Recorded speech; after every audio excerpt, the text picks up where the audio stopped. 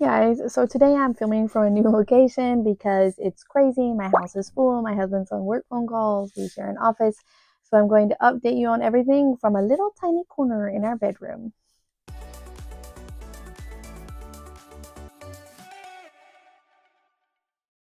So let's talk about everything that's going on.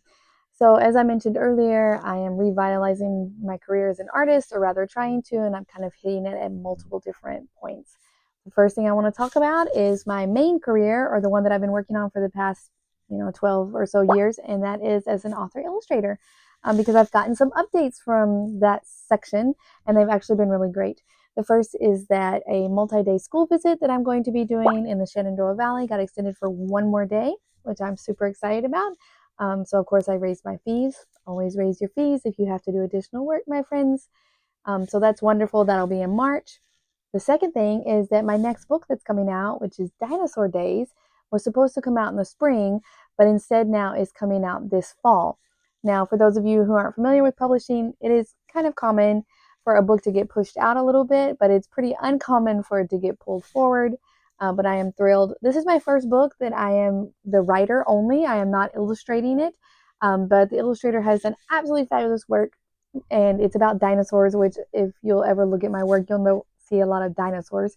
So I wasn't upset about that, and she has done some gorgeous stuff. I'm super excited to share that with you. That'll be coming out on October 13th. I found, and I'll share more information about that soon. Some of my other book news is that I just got back from a wonderful retreat, which was great. Just kind of really fills the well, of creativity.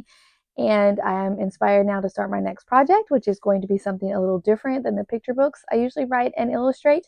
Not too different though. And I really moved forward on the project. I was kind of stuck for a little bit. I also have a book that's out on submission right now. It's about a monster whose name is Marv. I will try to share some of that artwork with you in another post. And by going out on submission, I mean that my editor is going to start sending it out to editors. Whoops, let's try. My agent is going to start sending it out to editors relatively soon, I think. I'm not positive exactly when. But my other story that's already been out on submission for quite a while, meaning my agent has been sending it to editors, today was a day of multiple rejections. So, woo, that is a very typical part of being an author illustrator, is that you'll get lots of rejections, and you kind of learn it's not that big, although I will say some do hurt a lot worse than others.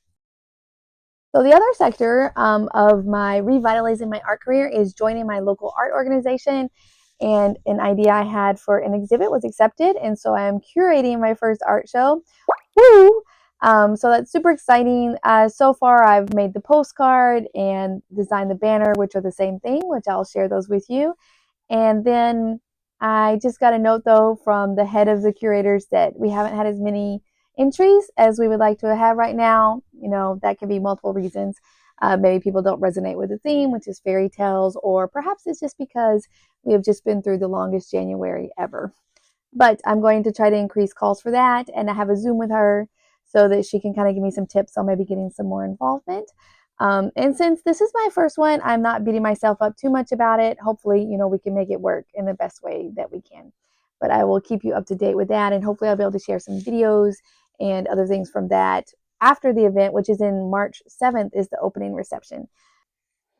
And the last thing is about my craft markets and things that I've been working on. So I got excited, excuse me, so I got accepted into my first big giant craft show at the Chesapeake Arts Festival, Art and Crafts Festival at the end of April. So I'm super excited about that. One of the things that I wanted to do was to kind of test out some new to me products to see if I could continue to make them, and to make them in bulk for as many as I would need, because this is a big 2-day festival. So I'm going to be sharing some videos of my process of kind of making that. And at the end, I'll show you some of the final artwork and tell you what I've decided as far as, can I make this in bulk, in enough, and up to my standards. It's also good for me to practice this, because two of the things that I am making for the festival, I am also leading workshops on for the exhibit that I mentioned earlier. So I just need to practice. I really like to practice things that I'm teaching.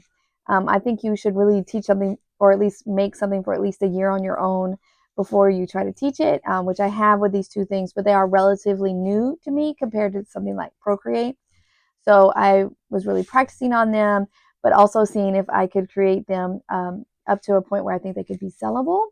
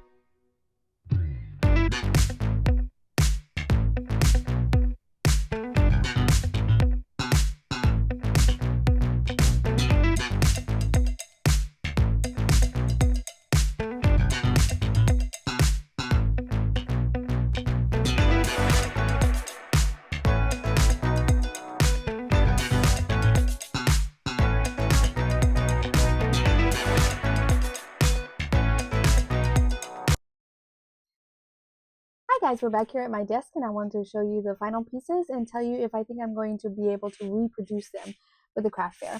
So the first thing up is acrylic and gouache panels, acrylic and gouache paintings on wood panels. Traditionally, I have worked in Procreate for my last two books, so this was kind of a new thing for me. But I do think that I can reproduce these. So far, I have about 4 paintings. What I'm going to do is have them kind of just be characters that live in a magical forest, because that's the whole theme of my booth. So, you know, here we have a wizard, Miss Owl, a little witch with her leaves and her mushrooms. I haven't decided yet if she is a excuse me, I haven't decided yet what kind of witch she is, but she's cute, so we like her. So yes, I think I can definitely recreate these, and I will probably have some paintings on canvas too. I have created some potion paintings in the past, and I think those would be a fun thing to have as part of like a little witch hut theme. The next thing is going to be my paper mache figures. And yes, I can definitely recreate these. They do take a little bit of time, but look at her. I made my favorite one yet. She's kind of a little cloud witch. I haven't added her little hat yet, but these are working great. So I do think I will be able to take these and sell these. And the last thing are my kind of 2D paper maches.